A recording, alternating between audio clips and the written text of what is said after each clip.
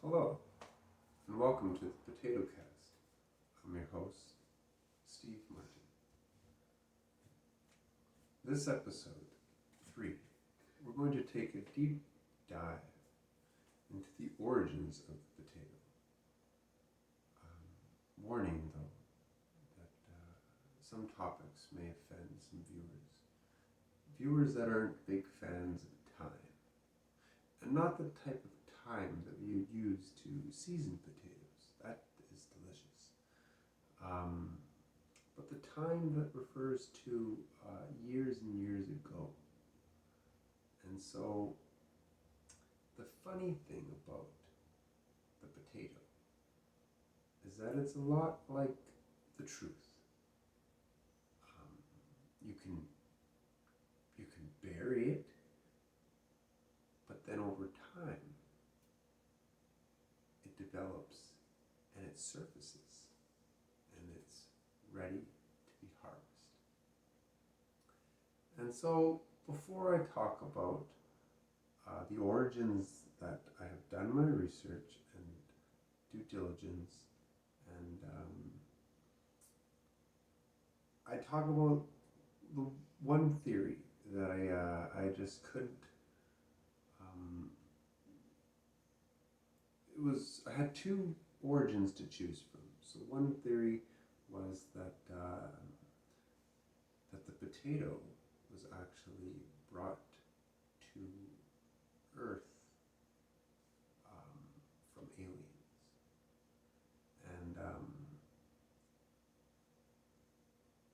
and then so I asked the gentleman, who was a very renowned, highly respected ancient astronaut theorist. He said that the aliens were actually humans, humans that we are today. So essentially, we are the aliens in this theory, and then so I asked him, where did the aliens come from, and why did they bring the potato? Well, he said the potato is the most key food of their existence. They needed it. Everything else they would be able to cultivate. Or else they just love the potato. That was a bit vague. As was some of the details with this. But, so I asked him where it come from. And he said it was actually alternate dimension. Not really of another planet, but of the same planet. He called it Atlantis. And he was talking about the ninth dimension, where Atlantis was being flooded out by rising sea waters, and they were able to teleport themselves into the third dimension that we live in today, and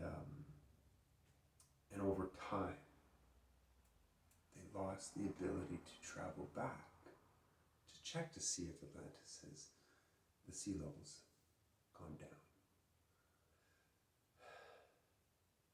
And that theory, it was a fantastic story, but I couldn't prove it. And so I moved to more than the theory, much proof. I moved to a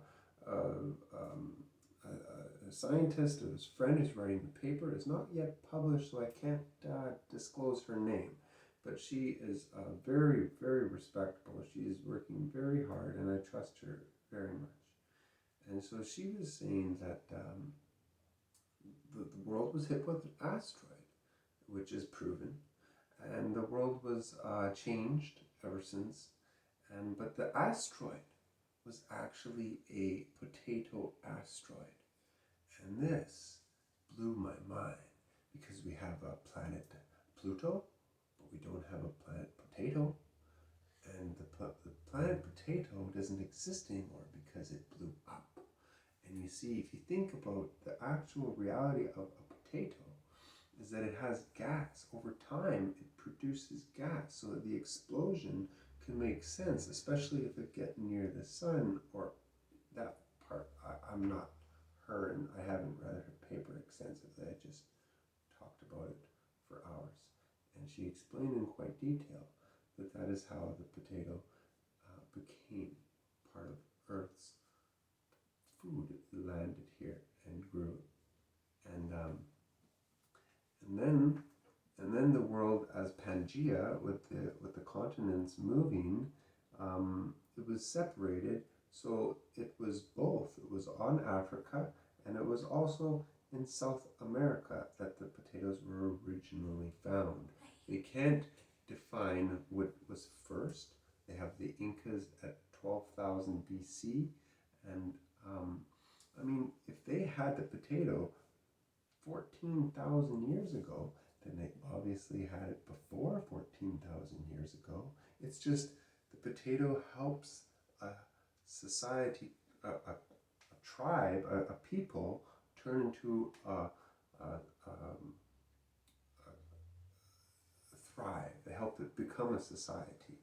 And so the potato is a staple in everybody's food because it has nutrients, vitamins, and it's very delicious, and it's very filling and grows easily.